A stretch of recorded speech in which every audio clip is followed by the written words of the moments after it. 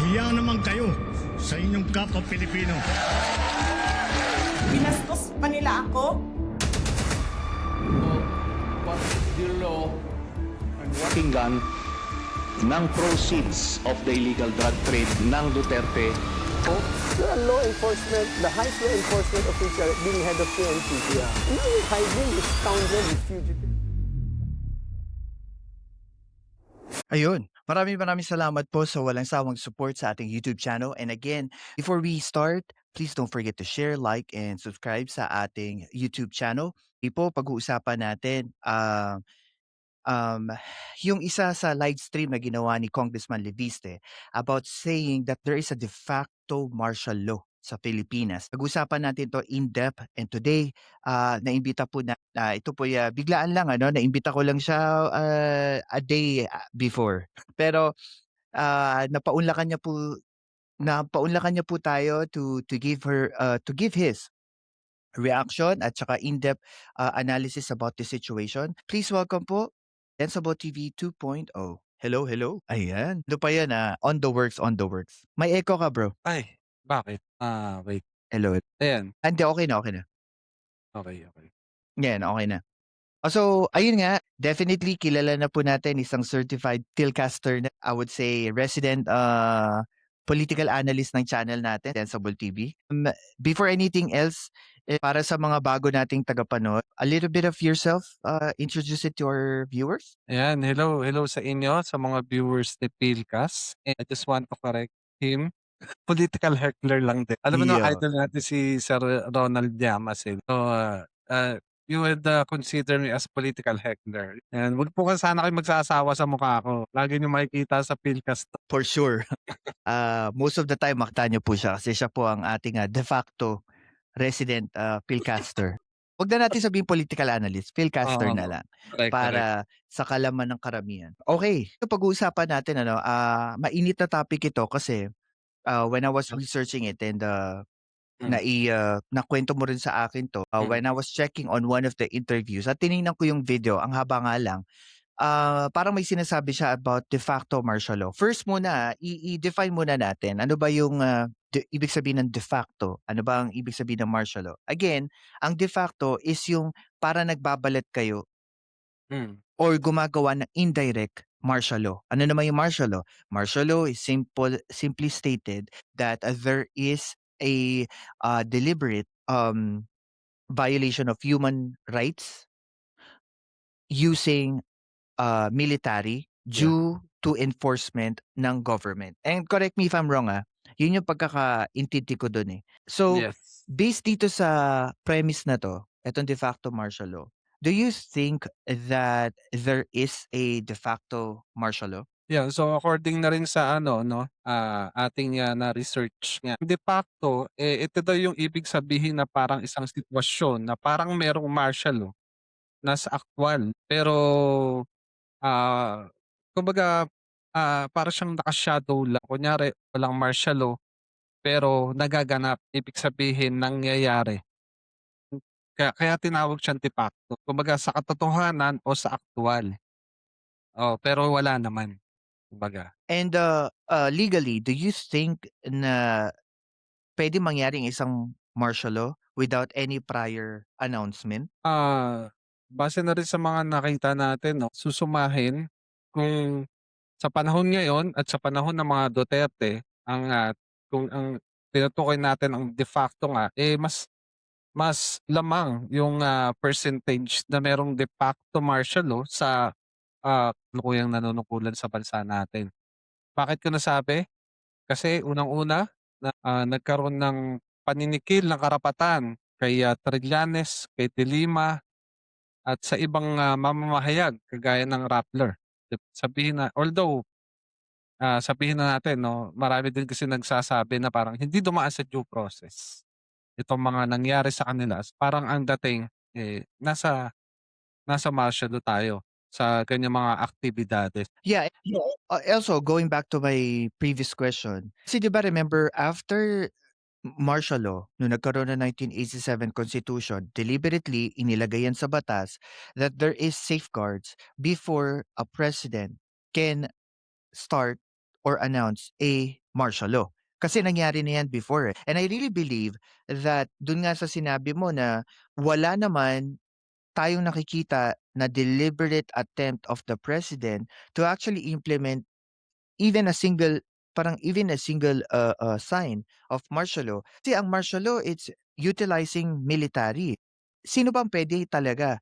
Sino ba ang dapat at may karapatan na magsalita ng martial law? Hindi dapat politiko. Dapat ang magsalita nito yung mga human rights advocate because they are the one who got affected nung panahon ng martial law. And bakit hindi natin to naririnig, di ba? Correct. And lagi natin tandaan muna, no? Kapag ka may martial law kasi, ang nangyayari is kontrolado ng pulis o militar ang lahat ng sitwasyon sa Pilipinas. Pangalawa, nagkakaroon ng pag-aresto ng walang warrant. So anong ibig sabihin nun? Siguro masasabi natin na nung nangyari nung panahon ng martial law nung Marcos Sr., nagkaroon ng tinatawag na mga deseparado o ibig sabihin yung mga bigla na lang nawawala o nagdi-disappear, 'di ba? Na wala man lang karampatang pag-uusig sa kanila. So yun yung kaibahan. Oo, sa panahon ngayon, may nakikita ba tayong gano'n na mga sitwasyon? Parang wala Yeah, naman. and also I want to add, hindi ba alam ng pangulo natin ngayon that he have his own political baggage? Na yung tatay niya had martial law. So for him to do this exact playbook politically against the Filipino people, it doesn't make any sense eh. Parang nagpukol ka na naman ng bato sa ulo mo para masaktan ka lang ulit knowing na yung bato masasaktan ka, 'di ba? Yeah, correct. So, walang connection eh. Even if it is a de facto, tulad ng sinasabi niya, indirectly, this human rights lawyer, and sinabi ko na to kanina, they will say something. Pero when you Yes. accuse a government or when you accuse the president of having a de facto martial law, you're already saying that there is something going on. And siguro, I'll try to keep further with our discussion. Meron ka ba nakikita, with your own experience and siguro naman, sabihin na natin na you're introduced with what happened with martial law before. Do you see any characteristics or effect, simple effect lang, that there is some bounds para masabi natin there is, sabihin na nating martial law or de facto martial law? Hmm.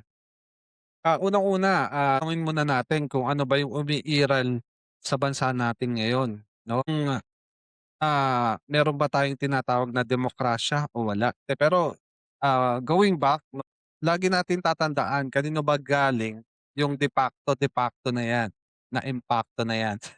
'Di ba kay Congressman Libiste? Siya ba ang tamang, nagsasabi dapat na may de facto martial law?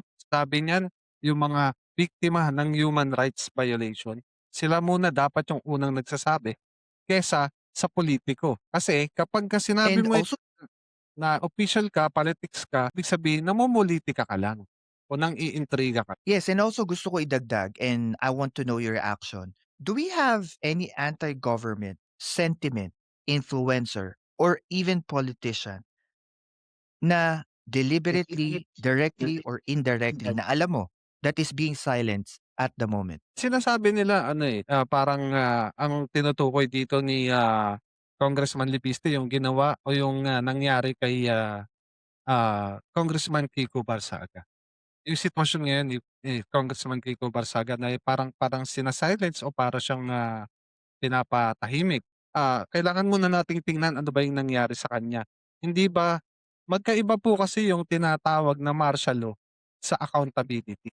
Ano ba yung ginawa niya kung bakit siya umabot sa ganyang sitwasyon? Intriga ng intriga, Kiko Barsaga, puro claims, namang ebidensya. Ang pagkakamali niya is na defame niya yung isang private citizen.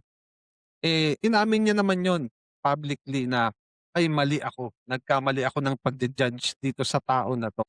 Baka ano 'no, yun na, ang hindi ko lang din maintindihan sa kanya, he have this characteristics of a politician that he always claim na lahat ng sinasabi niya ay totoo. Every time he talks in social media, Kabinanatan niya even Yusek Claire. Nung binabanatan niya si Yusek Claire, lahat nung sinabi niya against Yusek Claire ay tama. Tapos sinabi niya pa na yung magiging bail nung kaso na yon gagamitin niya daw sa mahihirap. Ako naman parang napaisip ko, okay, coming from you, may pera ka na, ba't kailangan mo pa humingi kay Yusek Claire? Kaya nga eh. Ang kulit niya eh. 'Di ba? It doesn't make any sense eh.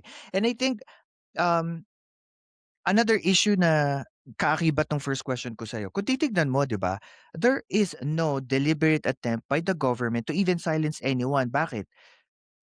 Kasi kahit siya nakakapagsalita siya against the government, 'di ba? And second, kung ang pinaka-influential and powerful political leader sa bansa ay yung presidente, Hmm. bakit nasa posisyon pa rin siya at yung nanay niya, 'di ba? So dun pa lang makikita mo na pang-impacto lang And also parang pinupunto niya dito, this is something because of ngayon iniimbestigahan siya sa solar firm niya, may kaso na inihablang DOE sa kanya. Do you think this is another sign na sinasabi niya, probably another sign na pinapatahimik siya as an anti-government? Again, magkaibang bagay yon. Ability ang hinahanap din doon sa pag-iimbestiga sa kanya dahil may irregularities doon sa kanyang solar firms na kung saan na yung mga tungkol sa mga franchise. Yeah, and tas ang mahirap kasi diyan, when we're bound to our emotions 'pag nagsasalita tayo, 100% walang logic 'yun. Why? Kasi 'pag tinanong mo, paano mo nasabi 'yun? Correct. Siyempre on the hype of your feelings, na-o-overreact ka eh. You're not talking about objectivity na sinasabi mo, you're just dealing with your emotions. And the Yes. problem about this is maraming gullible na tao. Correct. They will believe this as like Bible truth. Ulit-ulit nila kilala 'to, and I guess if you watch guys yung live ko previously with Kuya Nerve, yung about sa Chinese increasing Chinese attacks. Sinasabi ko doon that hindi na influencers ang tawag ko dito sa mga taong 'to. They are deliberately a propagandista. Talagang literal in our own sovereign soil. They are increasing this narrative, a pro-China government para mag-weaken yung resolve natin to fight against China's aggression and Correct. occupation dito sa Correct. West Philippine Sea. Nakikita ko dito that most of the time, napapansin natin, sino ba lagi natutuwa sa kaguluhan dito sa gobyerno? Siyempre yung mga Most kalaban definitely, ng itong mga oo. yes, itong mga kalaban ng gobyerno, and ang masakit dito, yung kalaban ng gobyerno, they're trying to infiltrate our government or even our country using their money and their influence using these people on social media. Kaya nakakalungkot. And I think as we go further, isa din sa siguro tanong ko sa iyo, and what's your reaction about this? Tinanong din siya on the interview that one of his interview na bakit panay ang banat mo sa Pangulong Marcos, meron din naman mga insertions na ginawa noong panahon na mayor pa si Sara Duterte. Why is it that there is a favorable sentiment against the president and wala kang opinion about Mayor Sara? At ang paliwanag niya is, hindi pa ako kongresista nun eh. Is it like a balanced opinion about this? Kumbaga parang nakikita niya yung mga mali, no, sa gobyerno, and 'pag binato na pabalik, ibinalik na sa sinusuportahan niyang partido, dun siya nagiging parang nagkakaroon ng blind, kumbaga yung blur effect at nabe-blur na. Kumbaga parang sometimes dahil sa siguro personal na vendetta niya Yun sa nga. mga nangyari sa kanya personally, nagagamit niya yan as his tool to influence other people towards his narrative, which is technically against Duterte, against the Marcos government. Do you think he is a closeted DDS? Marami kasi nagsasabi ng pretentious siya, pretender siya, hindi nagpapahalata, pero yung mga activities niya, yung mga ginagawa niya towards government is ano yon, advantage para sa mga kalaban ng gobyerno. Sino ba ang number 1 na kalaban ng gobyerno? Correct. I think mas tumitindi nga ngayon yung atake nila sa presidente, 'di ba? I think one of the recent na atake nila is yung health ng pangulo. And makikita natin dito, wala talagang patumanggang or deliberate na mga mensahe na kritisismo sa Pangulo na imbis na hopefully sana ang presidente maging okay, ang banat pa sa kanya is somewhat, mamamatay na ang Pangulo, hindi na yan tatagal, Ito yung si isang VP ano, Sara yung maging presidente. correct. Ito yung isang sign na na mapapatunayan mo na DDS yung isang tao, isang vlogger o isang politiko. Hmm, Ano yung nakikita nila? Imbis na makita nila si Tariela na nakikipaglaban sa West Philippine Sea, naratibo pa nila ay ipersona non grata si Commodore J. Tariela. Sinisiraan daw ang presidente ng China. So dapat daw is-persona non grata. Pilipino ka, kapwa Pilipino mo, yung gusto mong ipersona non grata. Ano yun? Ano tawag dun? So nakapili ka na pala. So makapili ka pala. So dapat doon ka na sa napili mong bansa. Huwag ka na dito sa Pilipinas. yeah, and 'Di ba? I think ang mahirap kasi diyan, mostly ang mga sumasakay dito is yung nagga-gaslight, na magkaroon ng civil war, karoon ng issue sa mga Pilipino. Pero wala Correct. naman ako technically, wala akong nakikitang problema. He is a Filipino. He is an official from the Philippine government. So I don't see any problem kung magsalita siya. And alam natin, China don't have a freedom of expression, freedom of speech. Bakit Yeah, nila didiktahan ng bansa na meron? correct.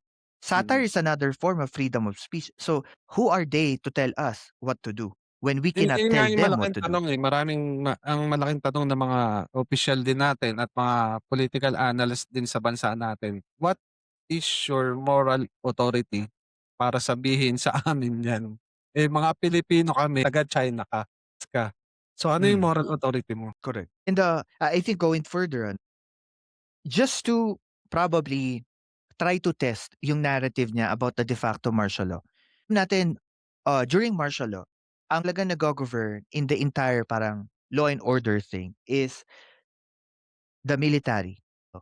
Can you say kasi isa doon sa issue na yun is that wala tayong korte, wala tayong justice system. Can you Yeah. say for now that our court is working and people can actually exercise their constitutional right? Yes, definitely. Kasi kung may martial law tayo, walang due process, 'di ba? Mm. Dahil, under tayo ng, at gumagana yung ating judicial system, eh, masasabi ko na, ah, democratic or demokrasya yung umiiral sa bansa natin. Kasi kung wala, meron ba tayong o yung magkakaroon ba ng due process yung halimbawa sa'tin na lang ngayon, 'no, makakapagsalita ba or kung may nagawa sila, undergo ba sila sa due process? Hindi. Baka mabalitaan na lang at wala na sila o baka mamaya, ah, tigok na sila. Gano'n lang kasimple yun. Correct. Kasi nangyari sa And panahon also ni Marcos Sr., maraming nawala. one of the constitutional right na pwede natin pag-usapan, impeachment. Nakita ba natin na sinilence yung Makabayan Black or si Attorney De Jesus when they file complaint? Hindi. 'Di ba? So that's another constitutional right. I think, balikan natin ano, kasi ang ayoko kasi yung mga politiko na sobrang nagmamagaling, na parang mo pala maging kongresista, para ba ang tingin mo sa sarili mo lahat ng sinasabi mo tama. Balikan lang po natin yung history nung nakarang administrasyon. Ako po ay, Duterte supporter noong panahon niya. Hindi po ako magtatago na ako'y naging DDS before.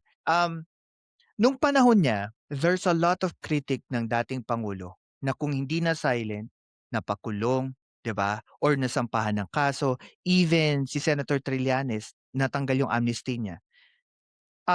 Na may martial law. Do you think na dapat kalimutan natin yung nakarang administrasyon just because kasisimula mo pala na kongresista at maaring hindi mo alam yung nangyayari before? Parang lumalagay na walang ginawa ang mga Duterte before. And lumalagay na ang pinakamasama ngayon is the Marcoses. 'Di ba? Saan ka magbabase? Ano yung pagbabasihan mo ng, sabihin natin ng, pagdedesisyon, may martial ba o wala, 'di ba? Siyempre do'n sa nakaraan. Yes, and eto nga 'di ba siya rin ang nag-i-insist even last year or even this year I think. Sinasabi niya ang tagal-tagal ng investigasyon ng ombudsman at ng gobyerno dito sa flood control issue. Ano sabi ni ombudsman?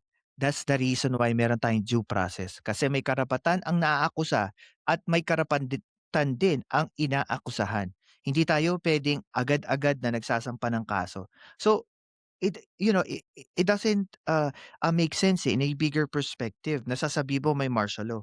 And um, another thing din na napapansin ko, yung sinabi niya ba na martial law, de facto martial law, na-hide lang yung true essence nun, which is accountability towards him and Kiko Barsaga. Kasi para lumalagay ngayon, si Mga Duterte, he is saying the fact. Siya ang hinirang na tagapagligtas ng Pilipinas. Based sa mga Duterte. Kasi daw, sinasabi niya daw parang cardinal sin ang ni Congressman Leviste. Anong masasabi mo dyan? Oo. And also, another thing gusto ko idagdag, Amy Marcos. Nung sinabihan niyang adik yung kanyang kapatid, baka within that day, di ba? Pinakulong na siya. Kasi sa martial law, bawal yun. Any sentiment against the government, kanang hulihin. Yun nga yung sinabi mo kanina, yung ano yan? Despacito tuloy na isip ko. Ano yun? Desparasido. Yun, desparasido. Desparasido, di ba? Ibig sabihin, nawala na siya, pero oo, pero at least 'di ba ngayon nakikita pa rin natin siya. I really believe it's just over exaggeration of things. Ang problema lang dito, marami nga tulad ng sinasabi ko, marami kasing gullible, laging naniniwala. Ano tawag dito? Another issue na parang pinupukol nila is that especially mga DDS nung nagsalita ng de facto martial law to si Congressman Libices, ang sabi nila is tahimik daw or pinapatahimik daw deliberately yung magsasign nung third complaint nila doon sa Kamara kaya hindi na daw sila nag-refile. What's your reaction? Impacto. O kasi kung i-compare natin kay Attorney De Jesus, even the Makabayan Blocks meron naman nag-endorse sa kanila, 'di ba? Na kongresista. So I don't understand bakit wala. And also, kung totoo man na may pressure sa Pangulo, 'di ba ilang beses na nilang binabanatan ng Pangulo, wala namang ginagawa sa kanila pabalik. So this is the right time. If they really wanted to, sabihin na natin pabagsakin ng Pangulo, dapat ginawa na nila 'to. Total lagi naman sila nagpa-press conference at napakagaling nila at alam nila ang lahat ng pangyayari at hindi sila kumukuha ng article as their source of their articles of impeachment. Bakit hirap sila na makakuha ng endorsement? Kasi ako naniniwala ko, even may pressure, sabihin na natin sa Pangulo, kung sinong pipirma ng ikatlong complaint, magiging maganda yon sa towards the president, 'di ba? Magiging disadvantage pa nga yun kasi malalaman nila na may pressure from the president. Yes, at dito mapapatunayan na may martial law. Correct. And also another thing is Cabral Files. Sa umpisa pa, the credibility that he had, bagsak na specifically pa second demotion pa. Senator Marcoleta, knowing na pareha silang DDS supporter, Marcoleta mismo nagsabi, you're not even competent to say anything about Cabral Files kasi hindi ka taga DPWH. And for that same reason, nakikita natin that he's not even competent to say what he is saying to the public right now. Kasi kung titignan mo yung timing, parang lumalagay na porket kinakasuhan na siya ng DOE, dito siya nagsasasalita on public na meron de facto martial law. So it doesn't make any sense. I think another question that I have for you, maybe this probably in theory na hopefully hindi mangyari. Kung mangyari man na martial law, kunwari magsabi si Pangulong Marcos na martial law, I'll declare martial law. Ikaw ba, on your personal capacity, would you fight against that? Even you are a pro-government. Kung magde-declare siya. Correct. And kahit may diverticulitis. Baga sa at the end of the day, hindi naman tayo tanga. I'm using a strong word here. Hindi naman tayo lahat tanga. We know if martial law is coming, everyone will reject that notion. Even if there's a good reason or not. Even ipaglalaban ko yung karapatan ng bawat Pilipino kung totoong merong martial law or mag-a-announce si Marcos ng martial law. Because the point of the matter is, Our country have a freedom of expression. O pwedeng kilin mo ang karapatan ng kahit sino na magsalita, mag-express ng kanilang saloobin just because ayaw mo yon. Tulad na nangyayari ngayon sa China. And, and And I think we're going to our last part ng podcast na. This is, hindi naman po ito talaga malaking issue. Pag-usapan lang po namin to ni Boss Dens kanina.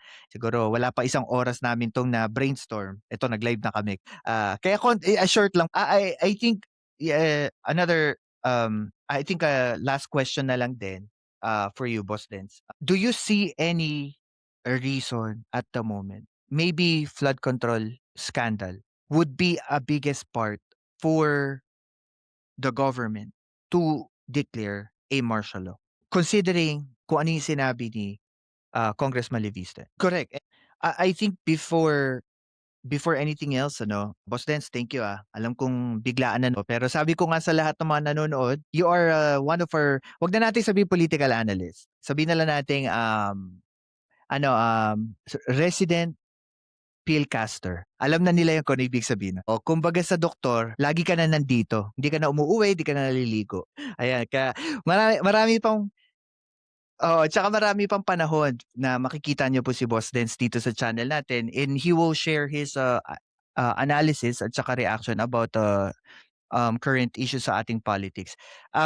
And also, again guys, don't forget to follow us on TikTok, Spotify, YouTube, and Facebook para po ma-follow nyo ang Philcast.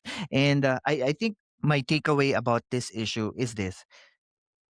Dapat alamin natin kung anong motibo ng isang politiko. I am not saying that all politicians cannot be trusted. What I'm only saying is this. Ang salita ay nanggaling sa kahit sinong politiko, presidente, vice president yan. We all know there is a political motive. Maybe it's a self-interest or interest ng pamilya nila or their own political survival. Pero sana po, wag tayo agad naniniwala. Kasi kapag tayo naniniwala, masyado tayong gullible, kung minsan hindi natin nakikita yung reason behind all of this issue. Tandaan po natin, di tayo bumoboto ng presidente na pare. Nagkakamali yun, okay. Pero it does not mean na sa isang pagkakamali, 2, 3, agad-agad po tayong magsasalita na merong issue na katulad ng martial law. Okay? Pinagtatakpan ng Pangulo ang korupsyon kasi para po sa akin, it's unfair. Kasi kung may issue ka sa Pangulo, daan mo sa tamang proseso. I am a constitutionalist and I believe impeachment is the best way possible. Meron kang disagreement at nakikita sa Pangulo sa bise, diyan mo siya i-impeach. Even Supreme Court justices, kung gusto nyo, diyan nyo po dalhin yung mga complaint. And I think that that would be the best way possible. Basahin ko lang, Boss Dens, dito yung sinabi niya ni Jonas Benavides. Kasi yun lang. Ang bilis mo naman mag-react. Wala ka na ba sasabihin? Correct. Para sa akin, reaction ko dyan, everything na sinabi ni Jonas is correct. But only my question is this. Paano natin mapapahayag ito sa mga tao na hindi politically inclined that whatever the Duterte supporters are saying is not true? Yun lang yung nagiging usual issue ko pagdating sa mga ganitong messages. Kasi minsan nalilihis eh. 'Di ba? Napapansin mo? Lumalabas yung mga ganitong issue na to kapag may malaking issue na maibabato sa Duterte. Like what? Yung poster boy nila si Leandro, kinakasuhan. Right timing, lumabas naman siya to tell de facto martial law. Nung nagkaroon ng issue dun sa nung nagkaroon ng nagkaroon ng issue sa Cabral Files na di umano ang lalabas na pangalan ng mga kongresista at senador na connected sa DTS. Ano nangyari? They buried yung story ni Cabral sa pagkamatay niya. Wala na tayong pinag-usapan. And they're saying that this is for the president. I think it's more of like the messaging eh. And I hope na sana lahat ng tao, and even if you are pro or anti-government, at least magkaroon kayo ng kamalayan that marami kasing mga bagay na dapat nating maintindihan before we even trust yung sinasabi ng mga politiko. 'Di ba? Totoo. Oo, anytime and always na resident ka na dito. So, mas marami pa panahon na makikita ka nila dito. And also, marami tayong mga future project. Sana masuportahan niyo ang ating channel. Marami pa po mga bagong mga mga guests na darating at magse-share ng kanilang mga opinion about politics. Hopefully masuportahan nyo. And again, I just wanted to personally thank pamilya dito sa ating channel at sa mga sumusuport, tumutulong sa atin. Even dito sa Facebook Reels, grabe. We're getting viral na for our oo. Ako lagi ko sinasabi, congratulations sa ating lahat kasi these are all um, these are all the benefit of everyone naman, 'di ba? Kasi lahat tayo nagtitiyaga to support each other. So 'yun. So maraming salamat and I'll play yung outro at saka yung intro para makita nyo. Ayun, so maraming salamat po and again, God first po sa inyong lahat.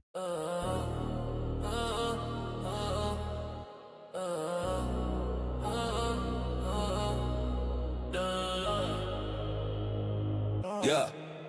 Truth in the baseline, facts in the cadence. Silent rules, but the message stays stainless. No smoke, no mirrors, no pay for stands. Just power to the people. This is Phil Cass. So type of stay woke, let the truth broadcast. No noise, just signal. Remember that history don't bend to the ones who fast talk and listen to the ones who think. This is Phil Cass.